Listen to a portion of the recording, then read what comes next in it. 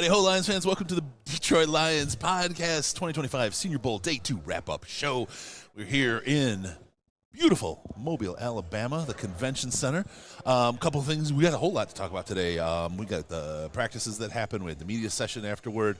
We've got the, if you move your head just a little bit, Riz, to the side. Oh, there's a scissor lift going by behind you. Got the media big conference room breakdown going on as we freaking speak. Had jambalaya, grits, shrimp, the whole thing. There were players standing there 15 minutes ago. They don't fuck around here. No, they don't. This is Mobile, Alabama. So we got all that going on. We got some great news. We also have some breaking NFL rumors that I haven't seen reported anywhere yet, and it's huge news. It's huge news. It would be great to break here. So we'll get that out there. We'll talk about it, and it's kind of like philosophy written out right in front of you. Oh, my goodness. Look at you pulling it out. Are you ready? Speaking of pulling it out, are you ready to get rocking and rolling? Let's do it. Okay, we're going to do it.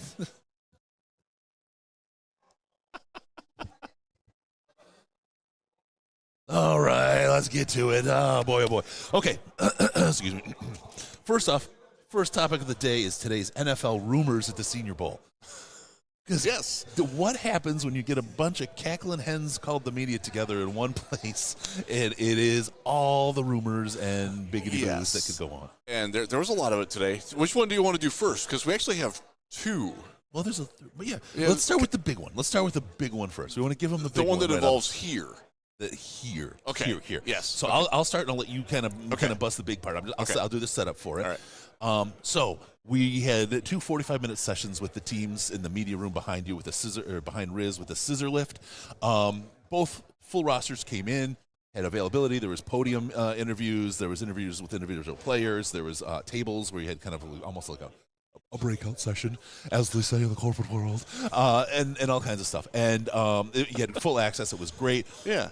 This year, the first time ever, they wouldn't let them pull for interviews on radio. Right. We were not allowed to bring players out from in that room to right here to interview them for even like two questions. They will be hearing from my lawyer. Well, that's good. They defrauded us. So anyway, no, we'll have more players tomorrow morning. Andrew the Hammer Shunanan, all the billboards. Every freaking billboard in Mobile is for Andrew Shunanan. Yeah. That's probably their lawyer. They probably already tapped him, so I couldn't get him. I'll bring out of state counsel or out of country. I know some. We got a friend in Canada, Mona. Anyway, let's talk about this one. So the teams come in. They do 45 minutes. It was supposed to be the national team first, right? And then the American team. They did it in the order of the practice. Yes. And things were a little bit late. They're running behind. What's going on? And the American team came first. Scissor lift going by again. Yeah. I can hear that. I'll hear that in my nightmares. I won't call it out anymore. But just do that with your head every time you hear that noise. You'll see it go by. So anyway, the national team was supposed to be first. They didn't. It happened that they were late, and it was the American team that came instead. And people were confused and didn't know what was going on.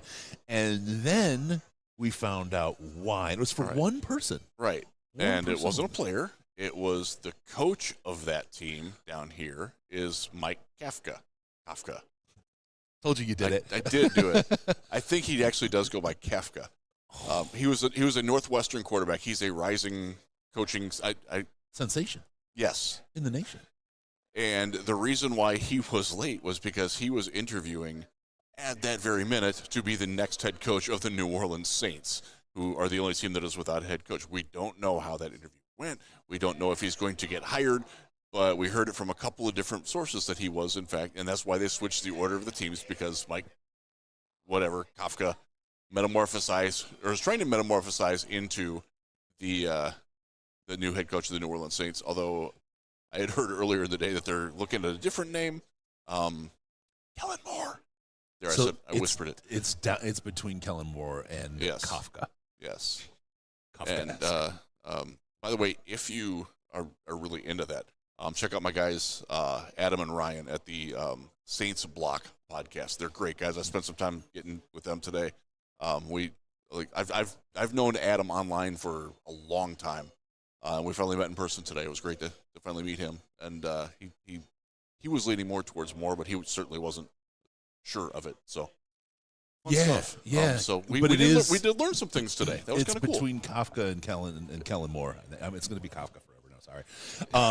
That's okay. So and the rumor is that we heard today that Kafka was the front runner for this one. So it's Saints news, it's not Detroit Lions news, but it's amazing how things like this break and the word really starts to travel amongst the media. It's funny because there's probably about 95% of the people that were in this room, and it was loaded with media that have no idea. Yeah. They have no idea. There's just this little kind of, I call it the Riz network because I met most of these people thanks to Riz and the trips here, but this nice, well-heeled network of people with some really strong information. And so I did actually go into there to interview a couple of players on my own. The video quality is terrible, but I got some great time with Ariante Ursary, the giant right tackle, left tackle. He actually played right tackle today from Minnesota, who should be well on the Lions' radar for their first pick, whether it's at 20 or 40. 28 seems like a good sweet spot for him. Y'all will like him. Yeah. Just tell you that right now. Whether you want them to pick him or not, y'all will like him. We're just going to strip the audio out for that because the video, he's like, I'm a big dude. I'm looking up at him, so my camera is like angled up, and it's got like this giant halo because there's a circle light over his head, and you can barely see him in the video. But we'll take the audio out from that and try to salvage that and put it up. Wunderbar, Herr Risden. Sehr gut. Yeah. So we were talking German earlier. We were talking German. Anyway. Jawohl, mein Herr. Your enunciation needs to work, but go ahead. Okay. Rumor number 2. Swiss. Swiss Deutsch. Make fun of my ethnicity. I'm also English. You ethnicist? Oh, so you, let's see, boiled cheese, I guess it would be? I do like boiled cheese, actually. Sometimes the stereotypes are real. Okay, so let me ask you. Rumor number 2, Mr. Risdone, Well, Giuseppe Risdone. This is not... We just have to say how this happened. Yeah. We're sitting here, and a employee of the New York Jets, an actual employee of their team, came up to us, seeing that we're the Detroit Lions podcast. We got the banner in the background behind Chris. He said... Let's be clear first. He said, "Are you guys with the Lions?" Yeah. And we said, "No, we're separate from the Lions. Yes, but we cover them as a podcast." Correct. And then he said, "How are we going to like Tanner Engstrand as our offensive coordinator?" Just almost a verbatim quote. Now, again, this is unofficial, but we've known for a couple. Look, most people have known for a couple of days that he's going to be the offensive coordinator there. But just getting that, like, y'all, it's done. Yeah. I can't hit publish on the pre-write yet because it's not done. It's done. He ain't coming back. Yeah. And I wrote that Monday morning. Monday morning. So Tanner Engstrand will be the new offensive coordinator for the New York Jets. It's just, I mean, if you don't want to take my word for it, take it from a New York Jets employee himself who came over and asked. And then he also asked us about Aaron Glenn. And we had very nice things to say about Aaron Glenn. They're excited about his presence and his integrity as a person, and it resonated with both Chris and I that, like, that's what we liked about the Lions and how they've built it, and AG is a great extension of that, and I think he's going to do as good of a job as he can possibly do in that capacity. And my response, my initial response to the question of how we're going to like him, Riz talked first, and I got my turn. Mm-hmm. I said, "You got a better deal than the Chicago Bears." Yes. And we had a good conversation about that, did. and it's a mutual. Yeah, and then we actually had another interloper who came in who was unaffiliated with either of us, and he agreed with us as well. Yeah, so that was kind of nice to see her too. So good on Glenn. Hopefully he does really well. Yeah, and just to get some cooking done over there. I would love to see him be successful. He deserves it. And by the way, this is official. It broke just before we came on the air that Steve Hayden, the tight ends coach for the Lions, will be the new offensive line coach for the Jets under AG. Yeah, and that's a loss. He's a good coach. He had coached in Arizona before he came to he played in Cleveland. I actually covered him as a Brown. And started his coaching career there. And came in and was our tight ends coach for this past year, and it did a very good job. Yeah. Even though Laporta's numbers didn't suggest it, I think he did a really good job with Brock Wright. And Brock Wright blossomed. He and did. Laporta he continued. It wasn't like a massive surge upward, He was a little injured early. Yes, right? he was. And he was clutch. And I'll say he hit where Laporta really improved was in the blocking this year. Yes, specifically blocking in space. Yes. And that's something that if you watched Hayden in his career, he was very good at that. Yeah. So they're going to have to replace the tight ends coach, and that's another offensive loss. And don't tell me it isn't Dan Campbell's offense if he's not working on them tight ends blocking in space. We've had a lot of conversations with a lot of different people from a lot of different places this week about it's starting to permeate out around the league that maybe Ben Johnson wasn't the architect of the offense. Maybe he was like a really good like master of puppets with it, but he's not the guy making the puppets. There was an architectural firm that built that instead of Mike Brady. That's a good way to say it. I like that. You said that better than I did. Thank you for that. It was very consensus and multiple inputs and everything like that, and he was certainly one of them. But that's the thing I said, and I think it's very, very true. How do you think it was so creative? It wasn't from a single mind. It's because 5 people are thinking about this and working on this, and it's more the trick plays they talked about. There was 2 guys who did that, right? Mm-hmm. I mean, if you want to really kind of, Ben was more of a tailor where he stitched the pieces together, right? Yes, and he was good at that. Oh, absolutely. We do not begrudge him that at all. Absolutely, he was.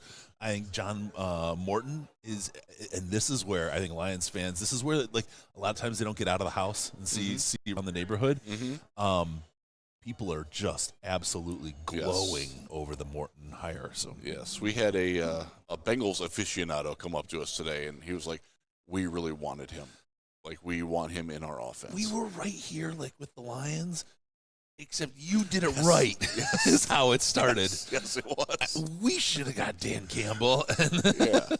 Yeah. And I will tell you, I broke bread with some Texans folks today that I've known for a while, and he would have been under consideration for their OC position, but they kind of knew that he was going to Detroit, and they are leaning in a very interesting direction, and I'm not at liberty to discuss that. But if you've heard rumors out there about a college coach who's being discussed, they're legit. I don't know if it's going to happen, but they're legit. Yes. All right, so there's the rumors, the NFL rumors of the Senior Bowl. This is one of the parts, though, that's really fun, is the conversations with, like I said, getting outside the house, talking to people, building these relationships with these folks. It's just so much fun, and there's such great people. We talked about this yesterday, about how freaking awesome the people we've met doing this. And as I've kind of rolled through and met, thanks to your help, a lot of people along the way, I'm just never disappointed by the quality of the people. It's really fantastic. I also laid a canary trap today. I got to sit and watch. I will put it in the Slack exactly what I did. Yeah. And I had help from one of my Texans friends. Yep. And we have laid a canary trap for somebody that I have spoken ill of in the Slack before. I'm like, why the hell do you follow this guy or listen to him? We're gonna have a little fun with that. Check that in the Slack later.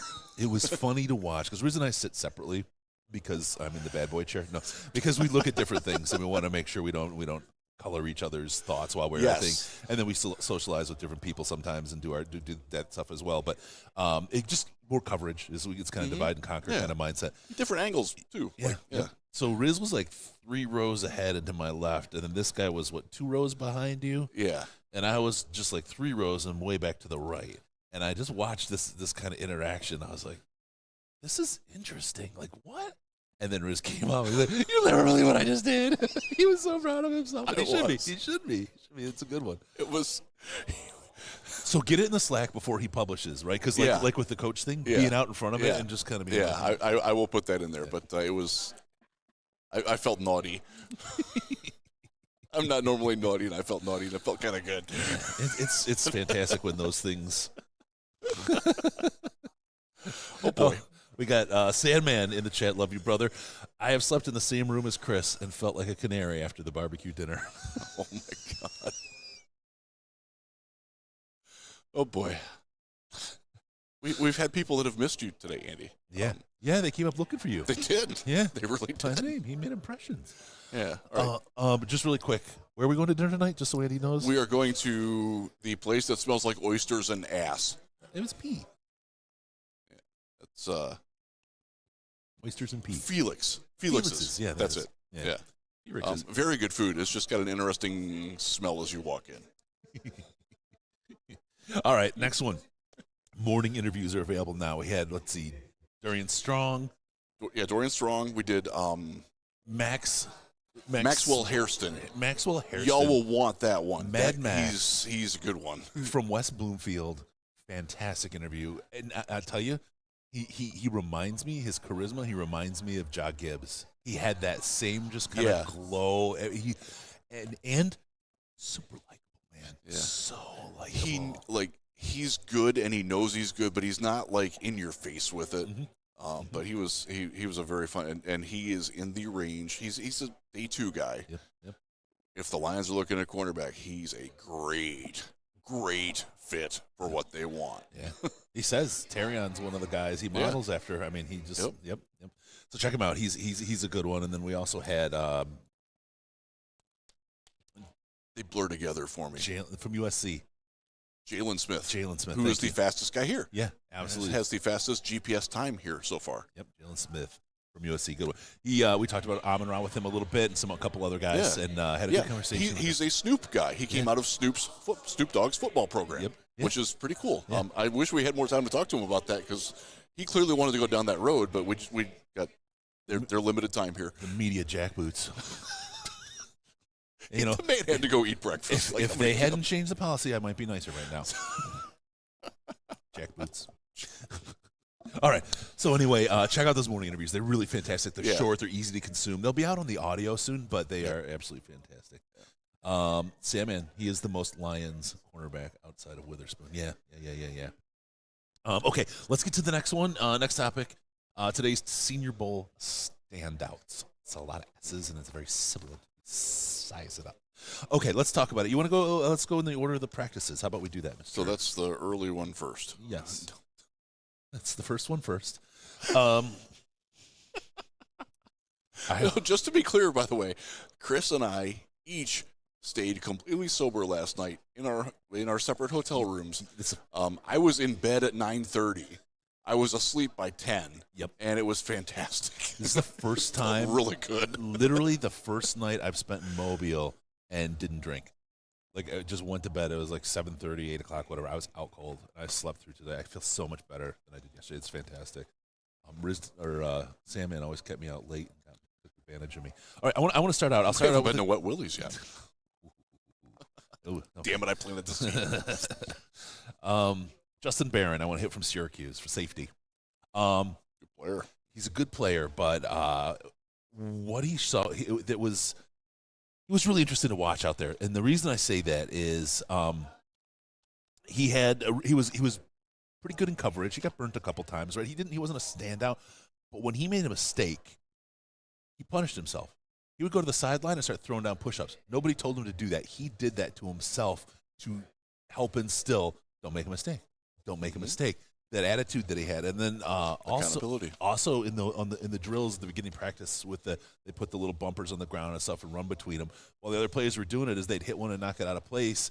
I don't know if it's OCD or if it's him just being helpful and mindful of what's going on, but he would come back and straighten them.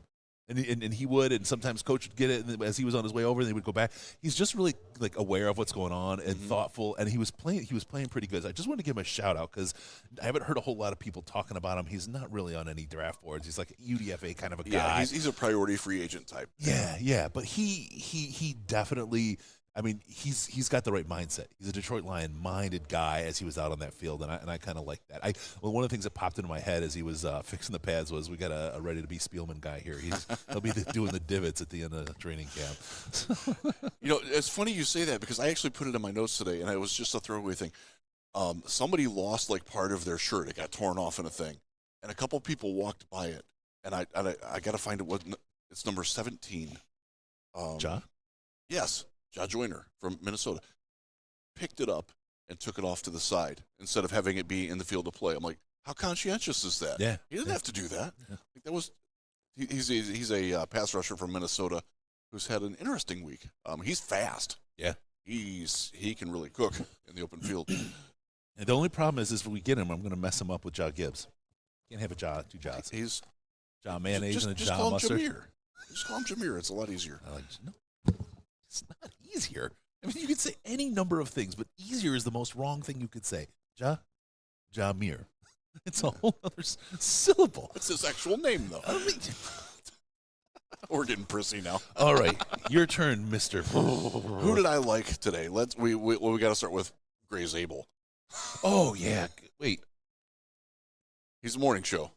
Yeah, no. Wait. Oh, okay. Yep. Sorry. I was looking at the bottom roster. Yes. Okay. Yeah. I thought for a second I thought he was in the American roster, but he was national. Yeah. Gray Zabel from North Dakota State, who is a center/guard. He played center and left guard today, and was the best at both on either team. Yeah, he may have been the best player on the field today with his performance.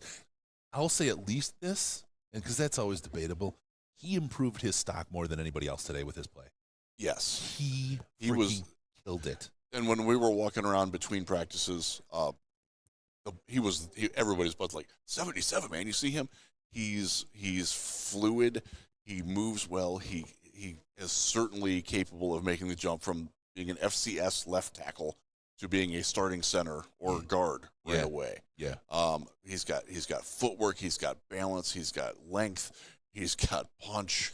He can anchor. He can reset so quickly. Exactly. Strong anchor. That's what I put down because he plants and he doesn't move. Yep.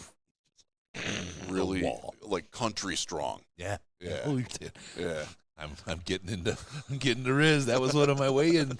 Country strong was one of my weigh-in things to linemen. So you, like every person here that's there's still a few people here that are going to be writing about it tonight on other podcasts. You're going to hear the name Gray Zabel a lot. For sure. And it's going to be one of those cases where he fits whatever team needs an offensive lineman. Chris, are there any teams that don't need an offensive lineman this year? There's 31 teams that I hope don't get offensive linemen this year. There's 32 teams that need them. Yes.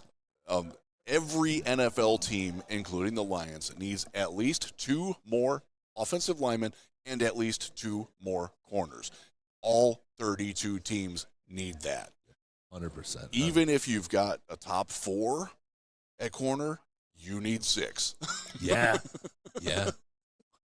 And unless you want number 5 to be Kendall Vildor and number 6 to be Khalil Dorsey, don't think a lot of Lions fans really want that. Yes. All right, I'm going to move on to the next guy. I've talked about him yesterday. I want to talk about him again today. Okay. Mike Green from Marshall, that kid. He had an inside swim that really just... I saw that one. Yes, Yeah. just destroyed. That's what I said. He murdered somebody. He blasted him right onto his... flat onto his It ass. was 55 Connerly from Arizona, from Oregon. Yep. Who's going to be in the non-winners category. Yes. But he, boom, and dude went backwards. And he strolled up to the quarterback. It was fantastic.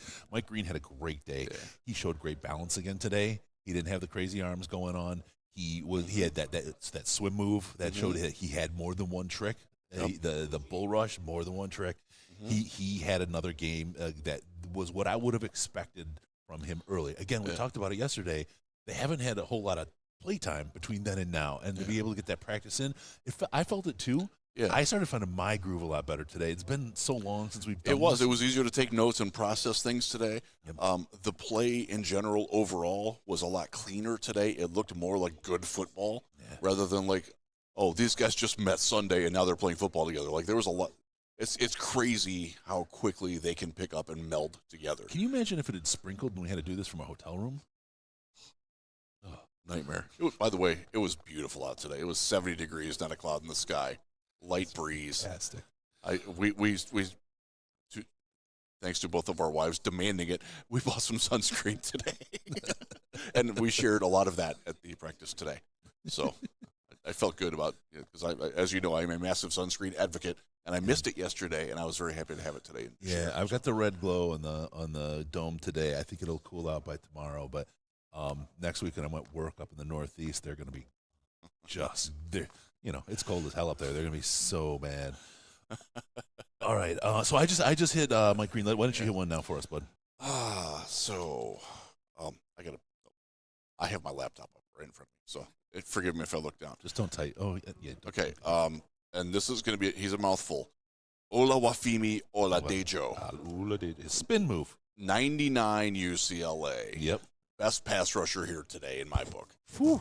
He won inside. He won outside. He can spin inside. He can spin outside. He can put the tackle in the spin cycle.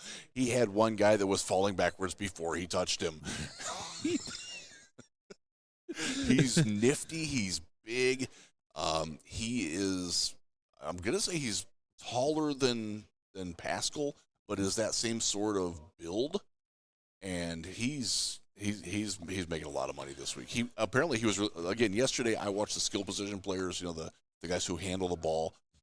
Today I focused primarily on the pit, and he really stood out to me as a guy who's lion-esque because he can crush the can. And team drills, he had a play where he got chipped by a tight end and pushed the tight end out of the way, disrupting where the tight end wanted to release to, and then got after the quarter. He got picked up by the running back, but good day for 99 from UCLA. They were doing one-on-one drills. He was in coverage, and he was like a blanket without any interference, and knocked the ball away. I didn't mark down who it was, but I have him listed here with a great spin move and that great cover. I mean, from an edge, and look, that's something that we've done. We've seen we've seen Hutchinson drop into pass coverage, right? Yep. To have a guy that can do that. I mean, you can have a guy at both sides of the ball that can do something like that. Also, if one of those guys gets hurt, you still have a guy that can do that, so it doesn't absolutely change your defense. Exactly. You know what I mean? And that's where you can get those complementary skill sets. I'd like to and he's coming in here, I want to say he's in the early day 3 range. He might be bubbling up above that. But this is not a guy that you have to take in the top 2 rounds. But we don't have a 3rd round pick. Other than the comp pick. I mean, 3rd round. It's going to be 101, 102. I'm not sure he's going to be there for that. We'll see. But he had a very good day. I think he'll be there, but we'll see if he keeps going and see whatever happens. His tape at UCLA, and I haven't watched a lot of it, was kind of uneven. Mm-hmm. He was one of those guys he's like more athlete than football player, but it's interesting because down here he's shown that he's a pretty good football player. Well, and it's interesting because I have him off the board, the draft board, but looking at him today and with what you're saying, that makes a lot more sense than where I'm seeing other people putting him. So we'll see. Remember, they had a coaching change there at UCLA, and they brought in a different basically entire scheme, and he might not have fit as well there with that as what he used to. So I want to feed my Michigan fans. There you go. Deservedly so. Yeah. Go for it. Donovan Edwards today. We're gonna do a section on folks that could have done a little better. I don't list on that. I don't have a list of that. I'll be able to ratify what Risen says, but I was literally just looking for the guys that I wanted to highlight and compliment their work, right? Yeah. So that's fine. We don't plan these until right before we do them, if you can't tell. Okay, so Donovan Edwards, I'm going to knock him on one thing. His hands twice today. He had a fumble. He recovered it. That's all. He did. But he had a fumble. And he had a catch that went through his hands. And then he did that, and it kept going. Yeah.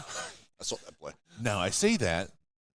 I'm going to redeem him from that because his route running is freaking crisp. Fantastic. I saw somebody else say it, and I would give them credit if I remembered who it was. I apologize. Whoever, if you said it, please take a bow.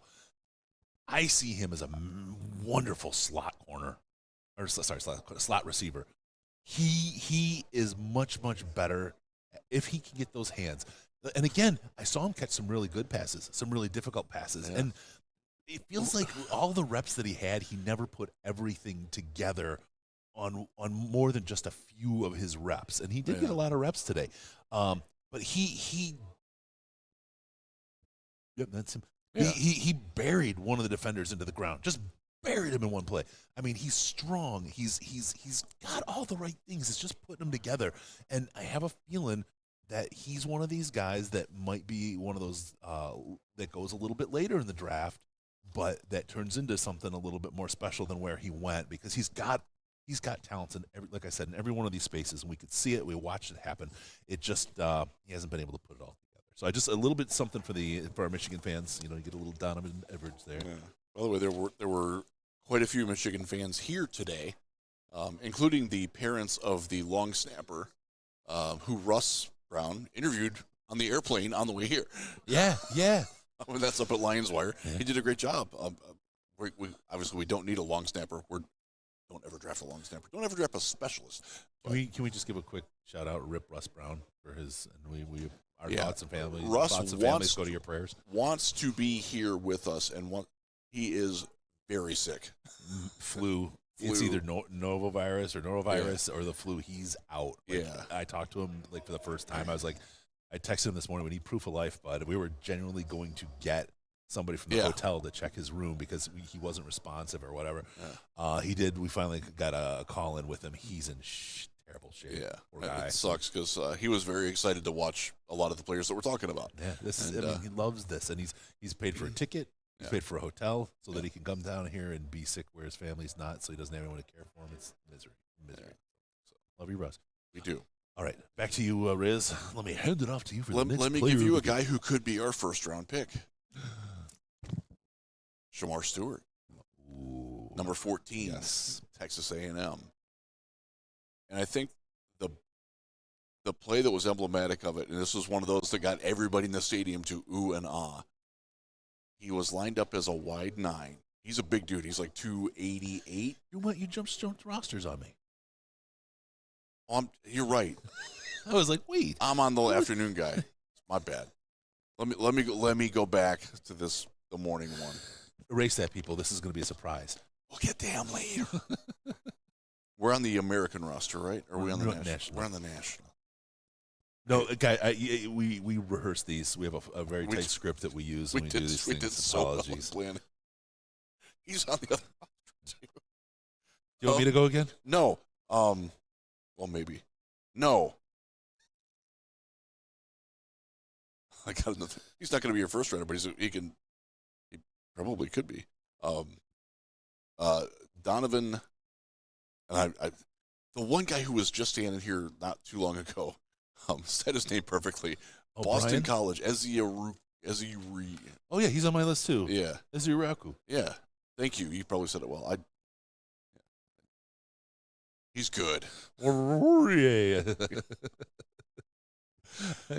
He lines up left or right, and in the pit drill, which is the one-on-ones, one over both shoulders of tackles on either side. Yep. He's got a plan. He's got a counter plan. Like one of the things that stood out with him is if he didn't win with his first move, he had ability to set up a counter off of it and still work towards the quarterback. And even there was one play where he got blasted wide to the side, and instead of trying to go through him again, he did a little dip move and then darted inside. It was almost like a Euro step in basketball. Yep. And got to the quarterback. He got in a fight. He did. Yes, he did. A fight. I love that. I love that passion, right? Because it wasn't an out of control fight. It was the two guys that were hyper competitive and really kind of almost got to a stalemate, and they were it was a stalemate rep, and you could almost feel like they were trying to okay, we had a draw here. Let's see who's gonna win now with different rules, right? Yeah. Let me find who that fight was with. 63. Who is Marcus Mbo. Yep. Mbo from Mo. Right here, I got fight from Purdue. Yeah, I didn't draw the line, but he's done decently this week. He's a guy that I think the NFL is searching for a position for, whether he's a tackle or a guard. Right. And from what I saw today, he looked okay at right tackle. He's one of those guys that a guy like Hank Freely could really develop well. Mm-hmm. And the flexibility that you get from something like that is kind of finding for both places. Yeah. May be good, or you build them for one, right? Based on what you need. So, all right, I'm gonna give me a winner. Yeah, I'm gonna go to Nicholas Martin.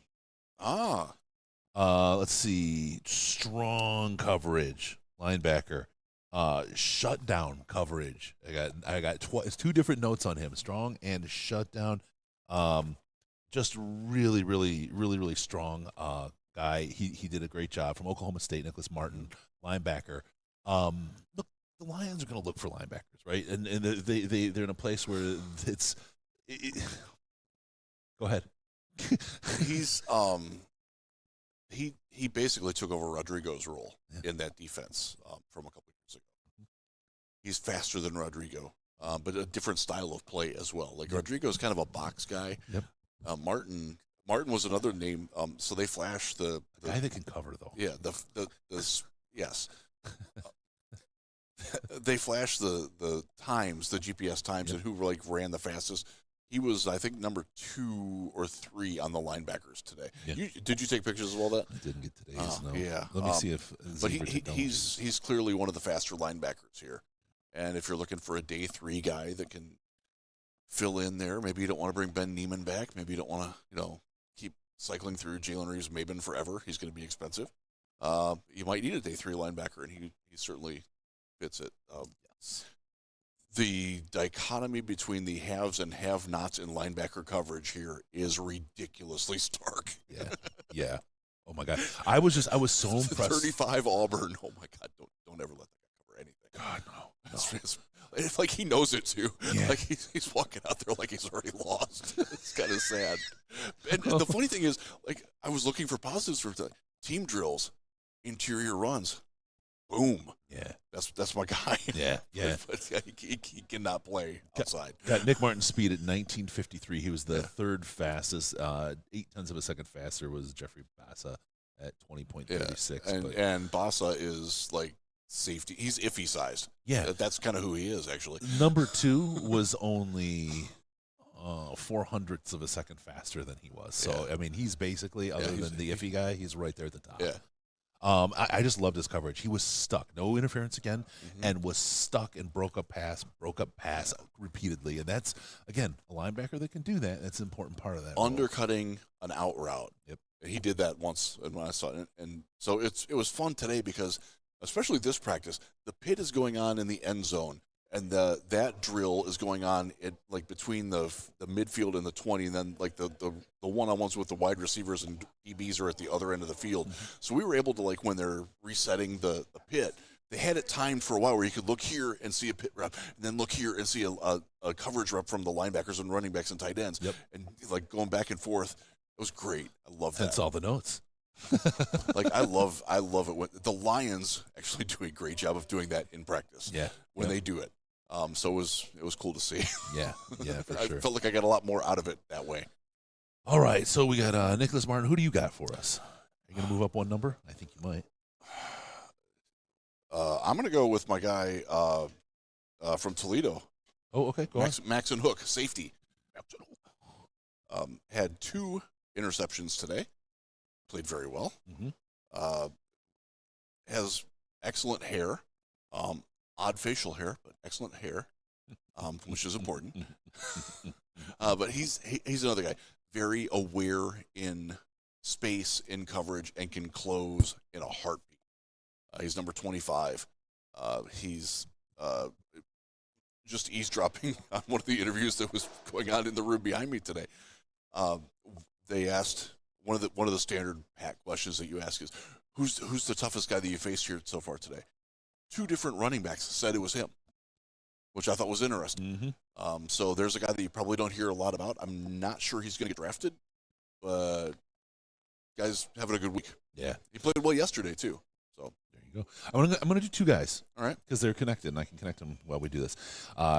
Yaya Black and Wyatt Millam from West Virginia. Yaya Black. They are both 74. They're both in my list too. And in the pit, the 74's got in a fight. I think somebody wanted the number, and the other guy wasn't giving it up. No, it was really, really good rep for the 2 of them. Again, a stalemate that ended up in a fight that was a pretty good long, not letting go. Yeah. One guy was going to let go, then the other guy didn't. It's like, oh, okay, now you made a mistake, and he grabbed on it better. Milam's not backing down. It was yeah. But I'm going to say Milam.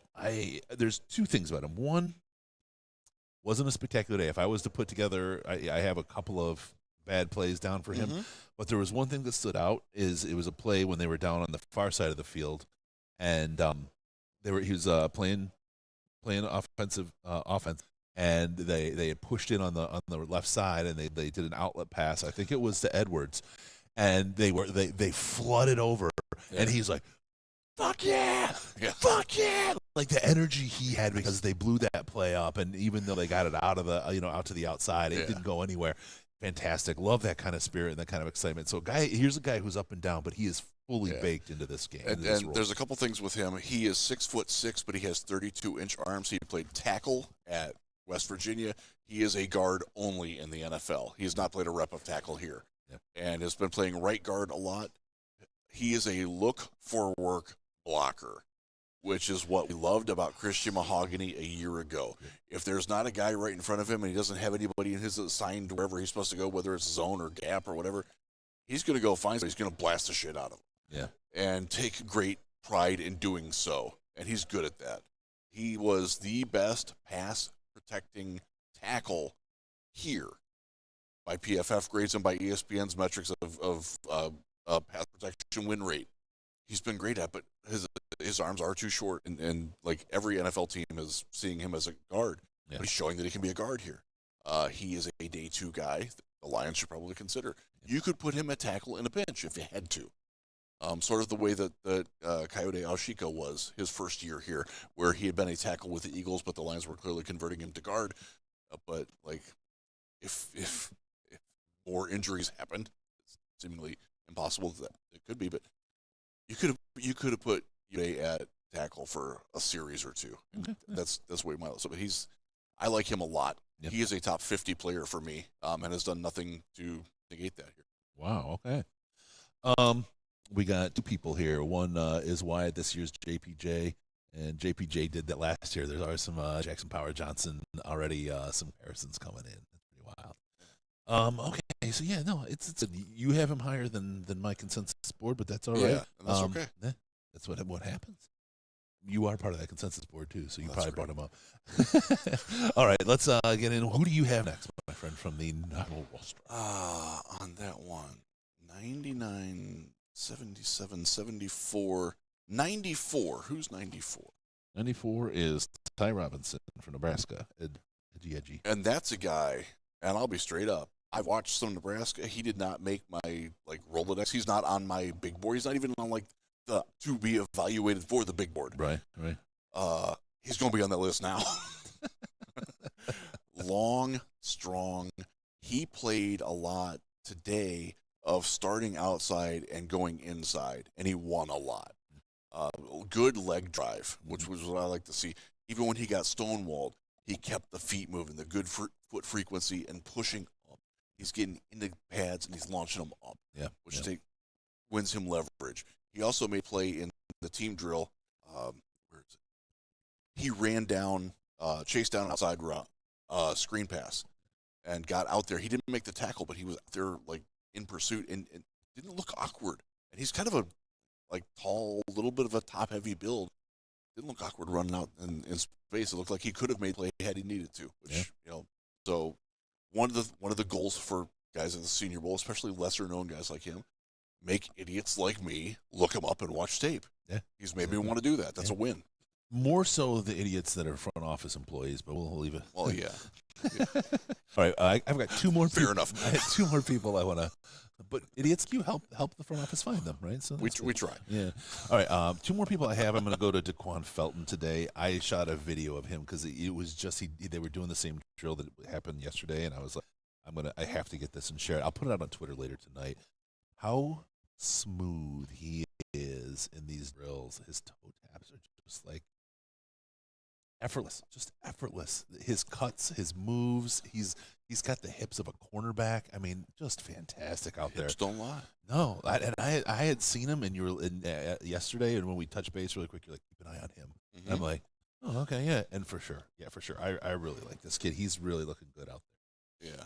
I'll let you finish that. I have to actually publish the story of Steve Hyden leading for the Jets. Okay, why don't you publish it? My guy Billy Rossetti wrote it up for me. Thank you, Billy. Billy. All right. So I'm going to cover the next guy. So Daquan Felton, VT, wide receiver, just butter smooth. Really, really impressed with him. Okay. So the next guy I want to talk about is probably one of the most important positions on the field and one which we don't need on the Detroit Lions at all. At all. Felton's hands were fantastic. Jeff Merrill. This is a position we will not and do not need, and this guy is likely not going to get drafted. But Jeremy Crenshaw out of Florida, the punter. He was good. He was booming them repeatedly 75 yards. Yes, he was. Over and over and over, right in the corner, pinning it right by the pylon. I was like, whoa, this guy, he's got control. He's got a leg. I don't remember that. I mean, I saw a lot of punts watching Florida games. Yes, you did. And I don't remember that. My guy's got a boomer leg. So really, really good look there from him, and was nice to see that. I do want to, I mentioned Nicholas Martin, the linebacker, with all that great coverage. I forgot. I just want to say one other thing that happened with him that was great. He long pass, right? And I mean, we're talking about a linebacker here. Long pass. He's in coverage. He breaks it up. It was one of the ones that I talked about. Mm-hmm. And he turned around and he's like, I do this. And it was like, wow. Like he was again in the zone. That was a post route that he ran for the tight end. Yeah. Yeah.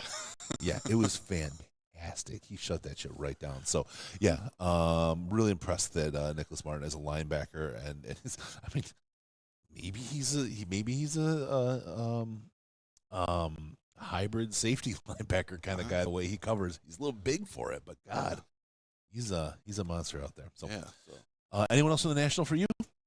Not a positive side. Okay. I mean, there's guys that we'll have to talk quarterbacks just a little bit. No. End of discussion. Yeah. Not a word. No. All right. No. Tyler Shuck would be good, but he's 26 years old and has had, well, this actually might make him appeal to Lions, 2 medical redshirt years and 2 other major surgeries. Second round. He's a good quarterback. I wish he was younger than Hendon Hooker, and I wish that he was healthy. And by the way, they still have him. So he played at Oregon. He was a freshman at Oregon with Justin Herbert. Yeah. And has bounced around and was at Texas Tech for a while and moved to Louisville this year. On the scoreboard, they still have him listed as Texas Tech here. And there was a Louisville fan who screamed at them, "Fucking change it!" Like, very loudly towards the end of the practice when they flashed up there. Hopefully they get the message. Well, that's fantastic. All right. Let's see what else we got going on. My glasses right now are playing music because I bumped them. All right, one of the American roster. Can I talk about a couple guys that didn't have good days? That's our next segment. Okay. All right. Don't come too quick. Okay. Okay, let's get these 2 guys from the American roster. I'm the guy staying power here. I'm tying them together. All right. For a couple reasons. They're both from Notre Dame. One is an edge. One is a linebacker. The edge, R.J. Oben. Yep. Number 93, right? Yep, I said it. Great rush. I mean, his outside rush was fantastic. He put a massive rush from the outside on another play that forced the quarterback to throw the ball. He had to throw the ball, which then leads to, why you want to talk about another Notre Dame guy? Well, it was Jack Kaiser, the linebacker. He's the one that was the beneficiary of that, and he got the pick. It was really, Jalen Milroe threw it right to him, like he was wide open. Jalen unfortunately plays for the wrong team. Jalen was afraid. Jalen has not looked good. No, at all. Well, I said we're getting to that section later. Yeah. Sorry, jumped the gun. Yeah, he made Kaiser look good. The Patriots are gonna be all over him. He made. There's another safety you got to pick off of him today too. He made look better. Who otherwise wasn't having a good day. Kaiser's a linebacker. Kaiser's a good player. Kaiser had a good day overall as well. Yeah. He can move in space. He is smart. Yeah, he is. Like Jack Campbell style smart. Understands what's going to happen on the play just from looking at the offense and reading, knowing tendencies, knowing what the quarterback wants to do, knowing what the OC wants to do. Yep. He's by the way, the Notre Dame guys who are here are earning a lot of praise from NFL folks for being here because there ain't an Ohio State Buckeye in sight. Yeah. And they played on the same field that night. And they all took the opportunity to say, oh, we just played in the national championship and we don't really want to be here. The Notre Dame guys that are here are earning a crap ton of praise for that specifically. They're playing really well. Yeah. And they're doing it when those other guys wouldn't. Yeah. Right. There's a lot to be said for that. And it was a team decision from Ohio State. It wasn't individual. That's correct. It. Yes. Yeah. Yes. Yeah. Yeah. It was all or none, and they chose none. Yeah. Yeah. And then Notre Dame comes out and brings and guys. And again, that's their out. prerogative. Like it's not going to hurt guys like Travion Henderson or Emeka Egbuka or Jack Sawyer, who we would have loved to have seen here because he's going to get mocked to the Lions a lot. Whether it's factual or not, we don't know yet. Right. But he's certainly going to be a popular target. And he was going to be here, and he's not. And it's disappointing. Well, but then you start thinking about, well, what about how much grit, how much character? Like, what are they're not?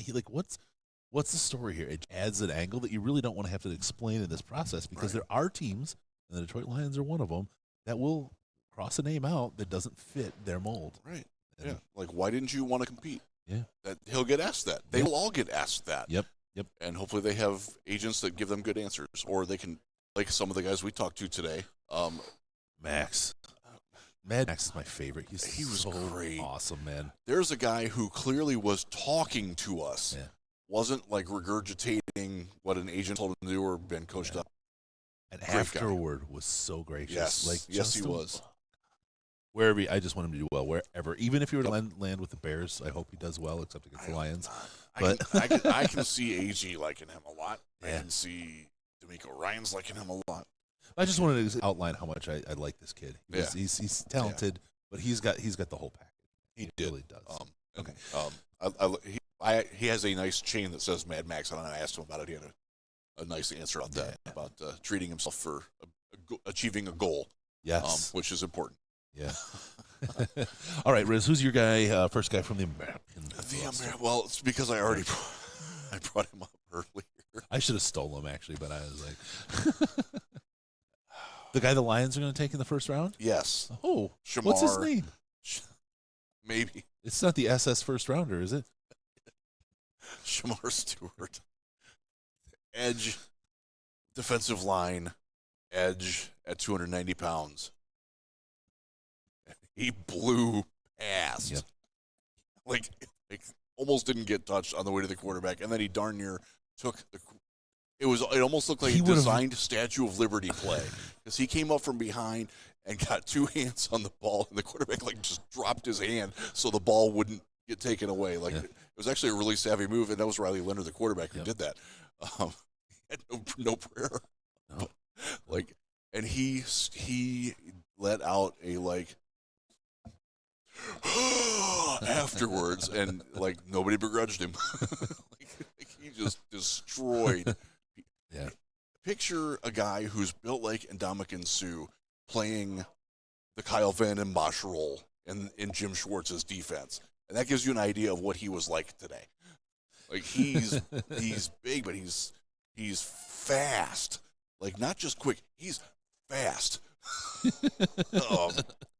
And has moves. One of the things that he's really good at, getting the inside arm in and then working with his other arm, the outside arm, whether he's on the left or the right, at countering what the tackle is trying to do to him. He's got that in his arsenal. He can do a lot. Aiden Hutchinson, one of the big reasons he took a giant step this past year, because he worked on that skill, and it made him superhuman. This guy's really good. Yeah. If they took him at 28, nary a complaint from here. No, it's he looked really good out there. Really thought he showed a lot. You think 28, huh? He's certainly in play. Yeah. Again, we have no idea what they're going to do, but he is certainly on the list of players who look like they fit exactly what the Lions want at a position that the Lions should want. Yeah, it's probably the nice way to say that. That's a good one. Go get him, Brad. There's other guys that I like too.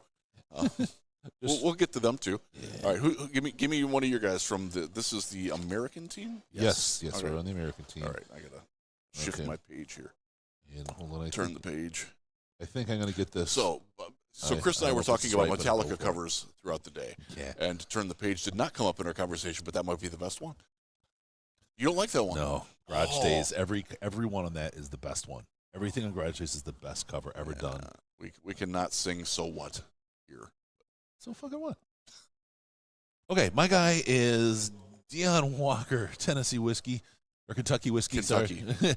And this is a guy, he's about 14 feet 97 inches, 14 tons and plus 2,000 pounds. He's a very large human being.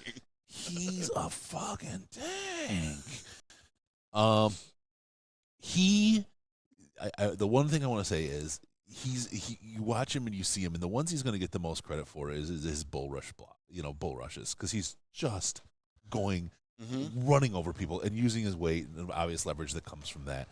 But I had a really good wrap I watched of him where he literally slipped between two players. He slipped his fucking shoulder sideways and split the defenders or the offensive linemen and came in for what would have been a sack. I was like, holy cow. And he's got some speed, he's got some movement while he's in there. There is one negative to him, and I don't know if anyone else is going to talk about this, but what I noticed is, there's other players that I saw this with.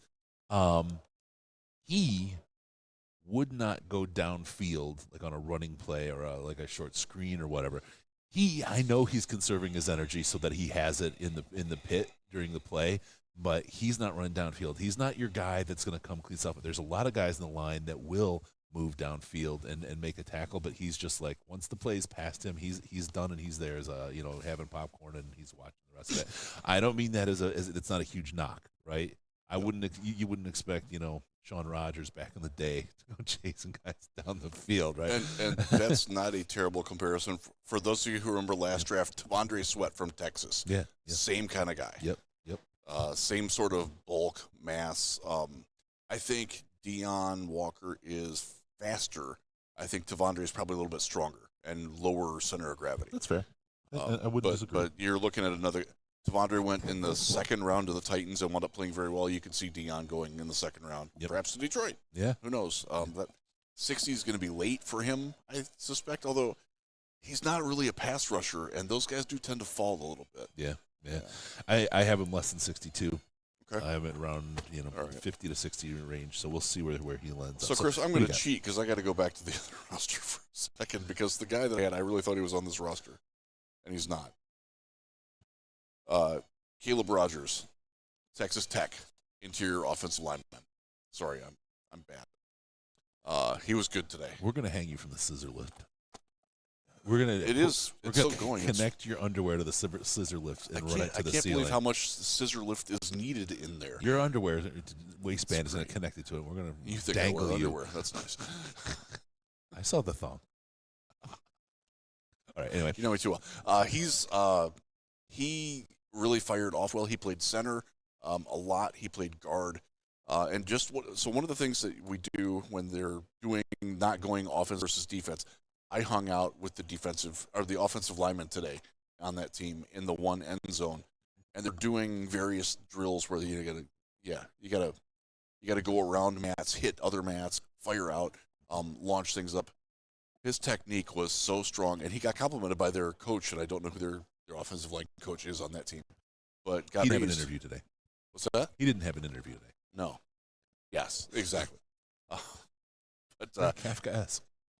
He was really good. He stood out, and the person that I was sitting with at the time was like, "You know anything about this guy? Because he looks really good." And I'm like, "I've seen Texas Tech a couple times. Like, again, I wasn't." So that's another guy. He was actually at like third from the bottom of the list of people that I needed to watch, and now he's moving up. Yep. So good for him. That's what you want. Sorry, Jeff. Yeah, he hears him scissoring in the background. Yeah, there's a lot of that out of my control. Okay. Dear Lord. You didn't get it. Okay, we'll move on to the next one. I want to give a little bit of love to a guy who wasn't in so much yet. Trevor Etienne today. Quick. He can quick, and he had hands. He made a bunch of great catches out there. The routes he runs are tight routes. and he gets open and he gets the ball and he's gone. I was really impressed with him. I think going to Georgia and leaving Florida probably hurt him. I think he would have stood out a lot more if he'd have stayed at Florida for his senior year. But hey, that is what happened. But Trevor Etienne looking good out there today, and might be one to look at to make some noise at the running back position as the draft happens. We'll watch him more tomorrow and see what we see. Yeah. I will go to Georgia linebacker Smile Mondon, number 32, for coverage work. He also had a blitz, and they're not technically supposed to blitz when he did, so that might be why it looked better. When you watch the senior, they're not allowed to blitz. It's strange rules. It's different. It's modified. But he looked very good in coverage today. He had two pass breakups, both of them on throws by Milrow that were too low for the receiver, and it allowed him to get in. Look, I'll go a little on the quarterback here. When you're throwing a one-on-one route, and the route is designed to be when and where it is, precision-wise, you damn well better have the ball there. You damn well have the ball out of your hands. Ben Johnson will never tolerate There's this. so many late throws today. There were so many late throws. Why are you holding the ball when there's no pass rush, when your guy's open? Why, Jalen? Why? Answer me that. It worries me how scared some of the quarterbacks were when pressure would come. No, they're not. They know that. Like, if you're afraid to get hit, or you should be. You don't want to get hit by a 250-pound guy coming at you at 90 miles an hour. Fine. You know that's not going to happen. Right. This is the time to pretend like you know, and you'll stand up in the pocket and take anything without fear. This is it. You can't be afraid. They're in the scene. That's not good for that. Not at all. Yeah. I will be writing about that at Draft Wire later if you care about the quarterbacks. The ones are not in the market for a quarterback. They're not trading Hendon Hooker. Don't bring it up, please. Detroit Fanman, this is just one for you to quickly answer. He said, I'm starting to think that these quarterbacks might not be that good. I don't know how we gave him that impression. Maybe he's reading between the lines. Okay. Maybe. Yeah. I'll play this out hypothetically. Were the Lions to trade Hendon Hooker for we'll say they get back the pick that they could trade for a third-round pick. Is there a third-round quarterback here, Chris? Well, sure. But they might get drafted there. Yeah, but not is there a quarterback here that's better than Hendon Hooker? No, I really don't think there is. And that includes Milrow. Yeah. I would agree. Yeah, no, I haven't seen anything that makes me feel good about what they've got. So unless you want the Lions to bring back Tim Boyle, they're keeping Hendon Hooker. Okay, I want to get to a guy. I'm gonna talk about number 70, Miles Frazier, inside offensive lineman. He's good. I want to talk specifically, and he was very good. I have all kinds of pluses here that go off the page. But I want to talk about specific blocking assignment he had on Deion Walker. Toughest guy to block probably out there because all he has to do is lean on you. And he came in and leaned on him. And Mr. Frazier, number 70, was able to plant and stop and shed and keep him away. It's a tough one-on-one if you're taking on Deion Walker. And he lived up to that task immensely. He had all kinds of good reps with other guys, but when I'm looking at a guy like Deion and how good he is, I want to see those reps. I want to see the guy who's stopping him because that's the guy who's top tier talent if they continue to really good stuff there. I'll bring one last positive up. Willie Lampkin, offensive lineman from North Carolina, interior offensive lineman center. Yep. He's very small. He pancaked somebody. He did. He also stood up Deion Walker and weighs 60 pounds less than him. He's 6'1". He's 282, I want to say, is what he weighed in at. He is, and this was told to me, so I'm going to relay this as fact, even though I don't technically know that as fact, was the highest graded pass protecting center over the last 3 seasons by PFF. Take that for what it is. I know a lot of Lions fans, self included, take some beef with what PFF does, but that's a pretty good sign that he's a fairly consistent guy. Yeah. I don't know where he's so small.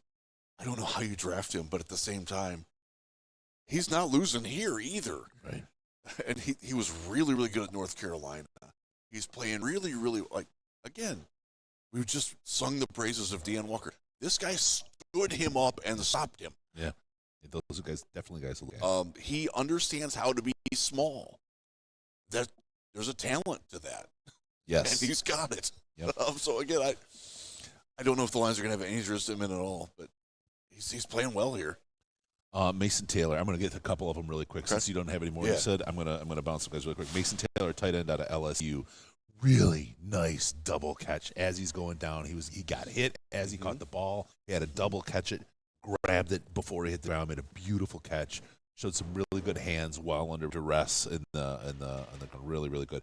Real quick, shout out to Cameron Jackson, Florida inside defensive lineman. Here's what it is. He's a guy that's not getting.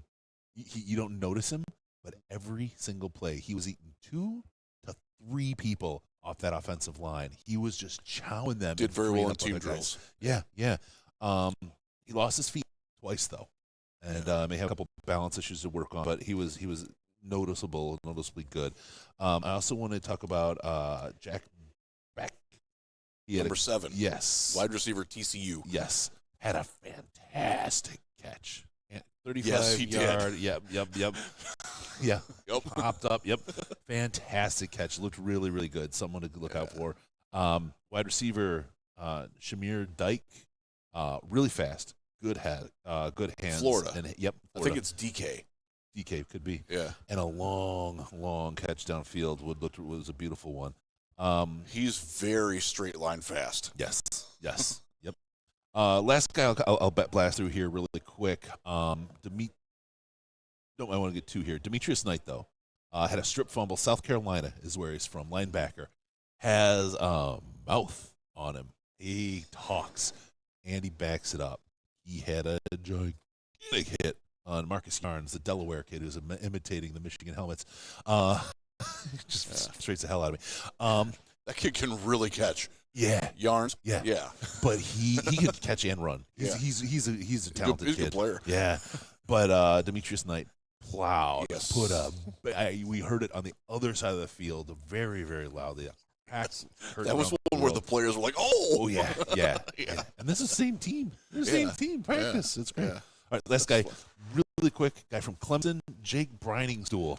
The tight end, number 19. Yep. He's a big boy. He's a big boy with great hands. Yes. Big boy with great hands. Doesn't move all that well, but although he got open over the top a couple times, and he and Riley Leonard have a nice sync together. Yeah. So, very good. I will bring up Al Kennard, since you brought up South Carolina.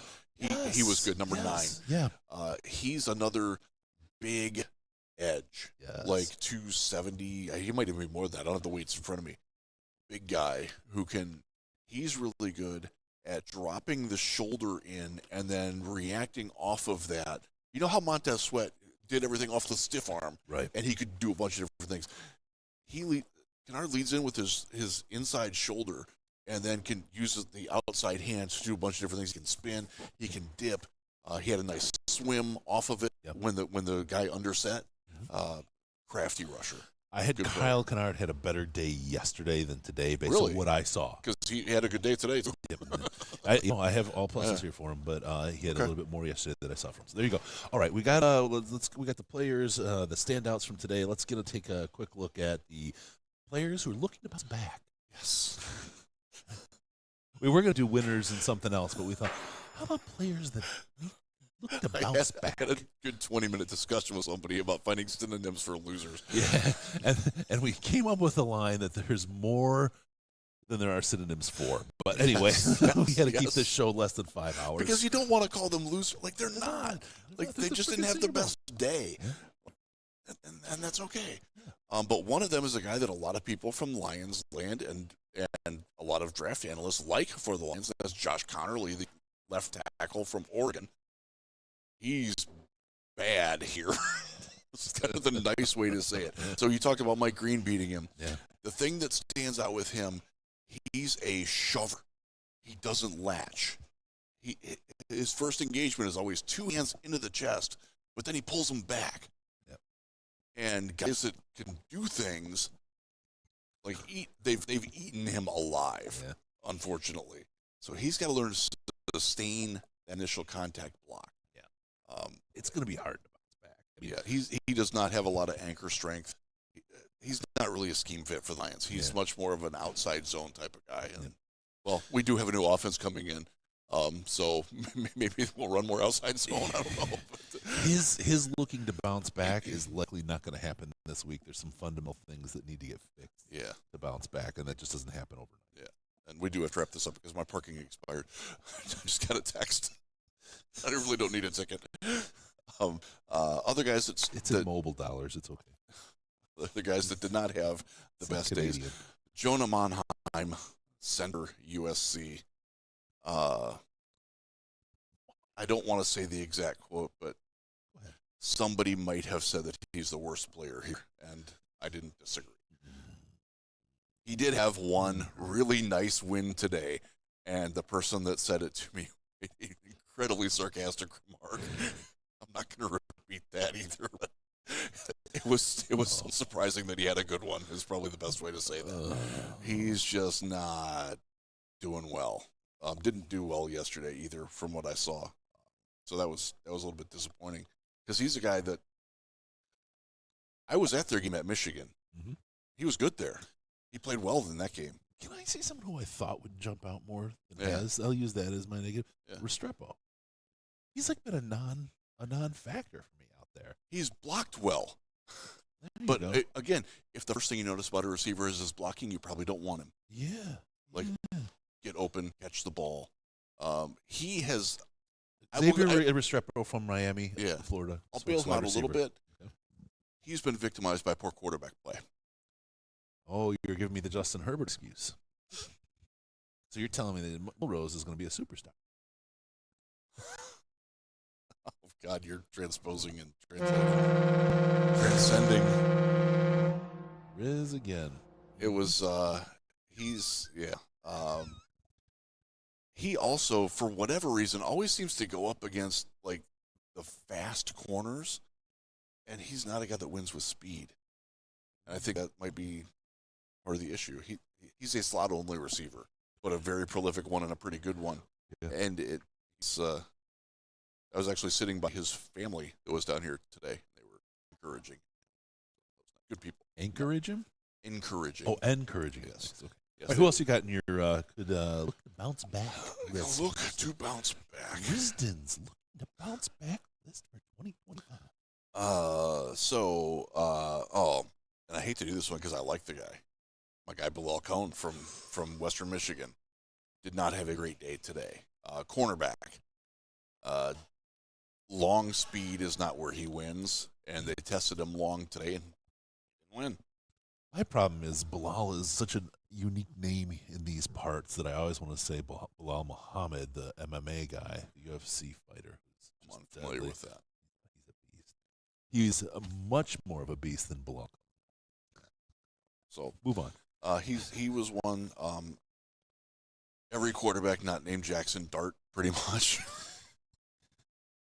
Dart played very well today. Yeah. He delivers a extremely catchable ball. If you're a West Coast offense, he is fantastic at throwing the ball into space where a receiver can catch it and instantly turn to a runner. He's great at that. And look, he played on a gimmicky offense at Ole Miss that schemed things open for him. But he's proven that he can do more than that. And you were privy to the conversation. I was talking with somebody today. It's like, QB2, right? Like, yeah, he might be my QB2. I like Shedeur. Shedeur is very clearly QB1, right. And it's not close. And that's not necessarily an endorsement of Shedeur either. I heard he was having some trouble too, though. Just saying. Well, he was at the Shrine Bowl. That's where he's having some trouble. But if you can wager the over-under draft spot of 1.5 or 2.5 on Shedeur, bet that he's going higher than that. He's either going 1 or 2. I would put very good money on that right But as far as comparing Jackson Dart to Cam Ward, they are very different styles of quarterback.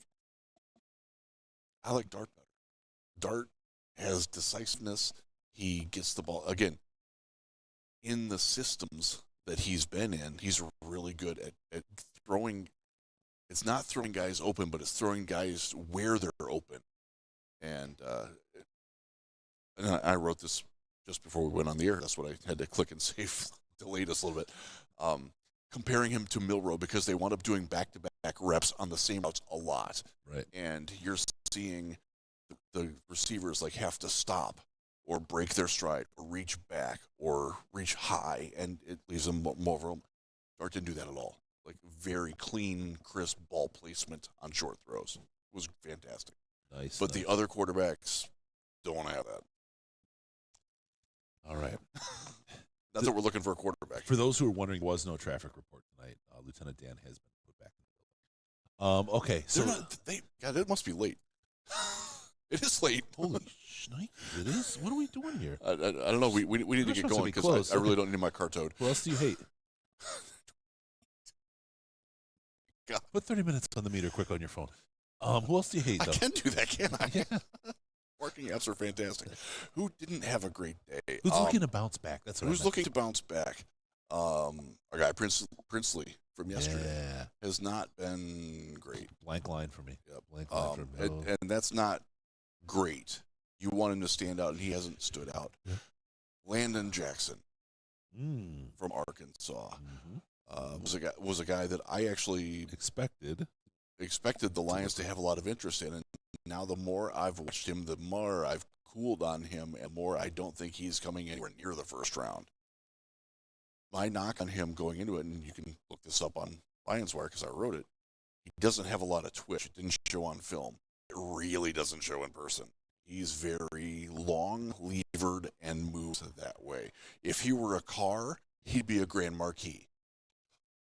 Oh, you went the Mercury route. I did. I know why. Aside from that, they used to build them in my hometown. No. We've had some conversations. We've had some Mercury conversations. Yes, we have. Grand Marks. And you want a guy who's a little bit more of a Buick Century or a Pontiac Bonneville type guy. I know. Might as well just go with the Aztec. I loved those. I took a lot of crap for loving those. You would. Yeah. I was there when they released it. Usually they pull the sheet off it. And I was like, woo, yeah. It was like a okay. You want a guy that's more like it's terrible. So what the fuck is that? That's basically I liked it. It has a tent in the trunk. I'm just talking about. I'm talking about when they pulled the sheet off and revealed it to everybody. It's just like, what the fuck is that? Employees. Oh, that's probably not a good sign. That is the definition of design by committee. Yeah. It was a rule. Yeah. So there's what was the car that I made fun of that we parked next to? It's a Subaru, like, it's like a tiny ratback, whatever. Yeah, tiny hatchback, like ratback. Yeah, it was rough. Oh wait, we got a question. This is what came up before too. Okay. So can we get a Walter Nolan report? There's questions about is he a fit for the Lions? He tries too hard to shoot every gap, and there are times where he just needs to hold his ground a little bit. But he can shoot gaps. Yes, he is a Lions fit. He's a gap blaster. Yes, for the most part. Okay. Yes, he's doing fairly well for himself. Didn't have a standout day, but he's not having a bad time. We all love blasting a gap when we can, and he can really do that. Isn't it mind the gap they say in Canada? Well, not just Canada. It's the only place I've ever. It's the UK English version of Watch Your Step. Yes. So it's everywhere else except America.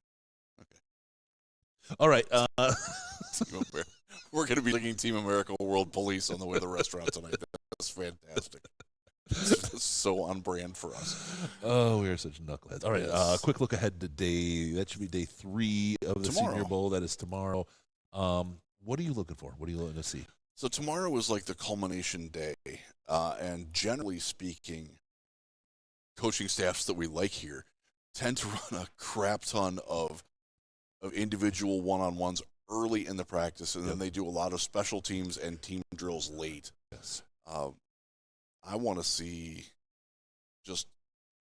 guys to continue to progress throughout the week. Guys that we've talked about that were winners yesterday, I'm going to revisit them tomorrow. Yep. And see, do I still feel good about them? Or do they have like a really good day and I saw them at their best and now I'm seeing them not at their best? That's sort of what we do. Day-to-day. Yeah. I was given access to watch the practice films. I don't know if I'm going to do it tonight, but I will certainly get to it over the weekend and do a lot of that. But yeah, it's sort of like summarizing the week. Who's staying on the ascending? Who's and who's? Oh, yeah. What are you looking for? Anybody specific tomorrow, or just sort of concepts? I want to really keep my eye on Max, on Mad Max. I love what he brings. I just want to put some real eyes on what he's doing. Pay some special attention to him. Got a lot from the offensive line today, a little bit from the defensive lines today, a lot more from the linebackers than I expected. I want to see what are those trends. Where are they going? Again, I'm in the pit. I can't not, bro. It's my favorite thing to do is watch those guys work. I'm a sucker for it. And I mean, don't get me wrong, I love secondary play, right? Whether you're wide receiver, tight end, or on the secondary side covering the ball. The pit is, that's meat and potatoes for me, man. I love it. And you know this about me. My favorite position in Scott is cornerback. Yep. I love watching corners. Yep. And I tend to be fairly good at it. So I'm drawn to that too. So I will certainly be looking at that. But it's a fun week. I used to be all about, like with Terry McLaurin, remember, all about the wide receivers. I would find those. And then I've moved on. All right, so that's it. That's what we're looking ahead. We'll be here tomorrow morning. It starts at 6 a.m. Central Time, 7 a.m. Eastern, 6 Central. And we'll be here. We'll have players again, and it should be a we will have players interviews tomorrow morning. Yes. We don't know who yet, but we've put in a couple of requests. Yep. And then we'll do those players in the morning. We'll have to practice. We'll get our notes. We'll come back here and do a day 3 wrap. Tomorrow's Thursday, so this will be tomorrow will be the last day of coverage, and then then I leave very, very early Friday morning. Yes. So it will be an early night tomorrow night. Yeah, so we got to get them tanked tonight, guys. The other thing that I just want to... we'll be taking an Uber to the restaurant. From the restaurant. We'll just go to the 17th floor.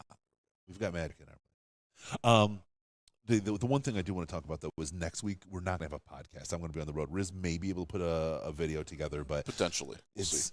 I'm here for a week. I'm home for a day to empty out the suitcase and refill it, and then I fly back out. So I'm not taking all the stuff with me again. So we'll get that, and then we'll be back online. Bish and Brown will be back. Yes. Dr. Liao is talking about putting something together. We got Riz maybe with some videos, and Ash has been pumping some stuff out too. So we'll have more coverage for you as this draft gets closer, and as we have all this data from the Senior Bowl to work, all the film, all the other things. Just keep your eye open because we will have you covered. And it's one of the reasons we love Emory. Let's call him Memory. It's one of the reasons why we love Emory Hunt. Yes, because he's there. He watches the guys. He watches them play. He goes to the schools. Every single person he's seen play more than once when he puts together that draft guide we talk about every year with him. And it means a lot to sit down and look at these guys and scout them to put those things together because you can watch highlight reels all day. You can watch, other influencers or whatever on the YouTube or whatever. But if you really, really want to get a feel for them, watch them in practice, watch them spend time. And these 3 days on what's an all-star team of seniors is a really effective way to evaluate what these guys It really is, and it also gives you a chance to see like who is a real leader and who's just like, okay, I'm quiet. Not necessarily like you do need followers. You can't have 53 leaders. Right. That tends to not work. Right. Right. You need some guys that can balance that, and some guys that have different experience. And one of the things that I like to do when I go to games, I love to watch the players that I'm scouting when they're on the benches and when they're not playing. Yeah. And I'll use the example of Christian Hackenberg when he was back at Penn State. I went to Michigan to see him back when people still loved him and when he was considered a legitimate potential number 1 overall pick. And I watched him on the sideline. He made a bad play. And there wasn't one teammate that went over and tried to pick him up, and he sat on the bench in silence. Nobody went near him. Yeah. Like, okay, that's probably not a good sign. Oh. We don't get anything like that here, but you do see like guys who encourage them, guys, Do the pickup. Did you do that on here? Or was that when we were talking? Was it on the show you yeah, talked about yeah. that? Yeah. That kind of thing. Yeah, it was. Sorry. Yeah. We've had so many conversations. Yeah. This is how you can kind of really start to see the character of a person, right? And when you watch them do well and then have a bad day and do well, or some combination of that, you see their best and their worst. You really can start to form understanding of who they are, right? And it just helps so much when you start these evaluations. And to go back to I interviewed Ariante Ursary in there for a little bit, and again the video is terrible, but we're going to try to salvage the audio from it. And one of the things that we asked him, I was sitting with Bill Carroll, who you met today. Yeah. Love Bill. Bill is he will be on our show multiple times. Bill's walking encyclopedia. The encyclopedia Bill Tanica. Yeah. Yes. Oh, absolutely. But Bill asked him, is there a rep that you want back? And Ariante's like, I can get better on every rep. I'm like, that's a good answer. He's a guy I actually wanted to mention. I had him marked down big time today. He played really, really well again. 2 days in a row. Peoples. And he was right behind me as I was interviewing Ariante, and he was talking about how he's working on reshaping his body to get quicker, because the NFL teams have told him that he needs to get quicker. Well, so he's doing a very good job of that so far. Yeah, very good. Very good. Not an anchor, gap shooter. Total gap shooter. Gap blaster. Yes. Whatever. We're gonna start that. Get this going. Okay, so that's the breakdown for today. We've got a lot we covered. It's really great, but that's the thing, is when you see them at your best and worst, it really helps you evaluate what you have in a player. That's why the work that Emery does it's much beyond what we do, but it's why it's so good, and why and the fact that he comes up with his own stuff and he goes against the grain and he puts picks on. John Gibbs was a guy that he put above the guy from Texas, Bijan Robin. Thank you, Bijan. And Bijan's pretty dang good. Bijan's good. We're pretty dang happy with Ja. But yeah, look at the production. Look at the production. They're both good. Those are the top two, but Ja was ahead of him. And if you look at the production. So, Chris, we'll refer to our interviews this morning. We interviewed 3 different cornerbacks. We asked them who they modeled their game after. One name came up from all 3 guys. Tariq Woolen. Yes, from last From year. a couple years ago. He was Emery had him so much higher than everybody else. Yeah, he was so good. Every fast cornerback has brought up Tariq Woolen as a guy that they want. He's going to be a free agent after next year. See? Yeah, that'd be a steal.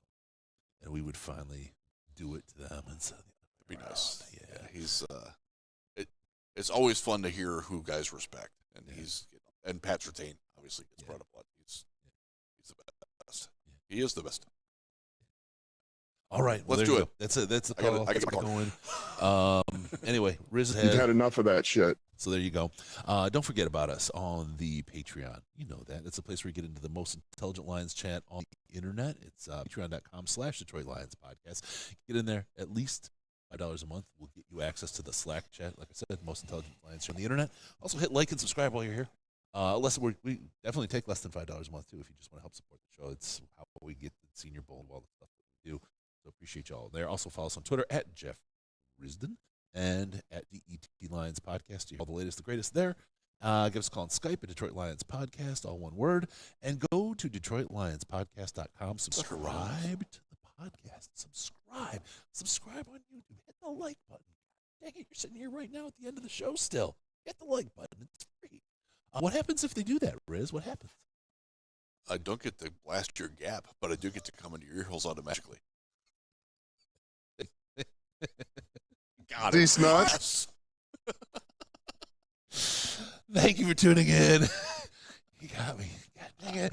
We'll see you next time on the Detroit Lions podcast. Remember, no pants, no toasters, no hot tubs, and no problems, because we are your Detroit Lions and Reddit Connected. Talk to you tomorrow.